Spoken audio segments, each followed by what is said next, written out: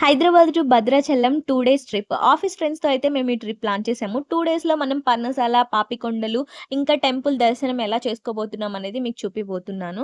మేము early morning 4:30 కల్లా Bhadrachalam reach అయిపోయాము. అక్కడ మనకి బయట ఇలా సర్వీస్ ఆటోలు అవైలబుల్ ఉంటాయి.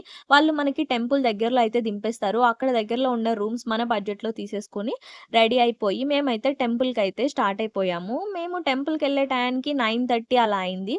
టెంపుల్‌లో దర్శనం అవ్వడానికి 9:30-11:30 టైం పట్టింది. దర్శనం తర్వాత మనకి పక్కనే ఇక్కడ అన్నదానం కూడా జరిగింది. సో, మేము అక్కడికెళ్ళి అన్నదానం కూడా చేసేసి ఈవినింగ్ 4 వరకు రెస్ట్ తీసుకొని ఈవినింగ్ అయితే పర్ణశాలకి మళ్ళీ ప్లాన్ చేసేసుకున్నాము.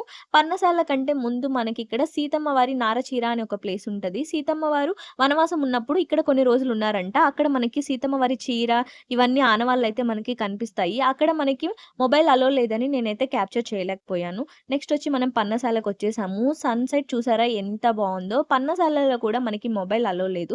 లోపల మనకి రావణాసురుడు ఎలా సీతమ్మ వారిని తీసుకెళ్లారు, ఆ వ్యూ మొత్తం అయితే మనకు కనిపిస్తుంది. ఇక్కడ లోపల రూటింగ్ ఎలా ఉంటుందనేది ఇక్కడైతే మనకు చూపించారు. నెక్స్ట్ మన ఫేవరెట్ గోదావరికైతే ఫ్రెండ్స్ అంతా కలిసి ఇలా ఒక ట్రిప్ అయితే చేసాము. చాలా హ్యాపీగా అనిపించింది ఆ వెదర్‌కి. ఇంకా లాస్ట్ అండ్ ఫైనల్ మనము చిన్న అరుణాచలం అనే ఈ టెంపుల్‌కైతే వచ్చేసాము.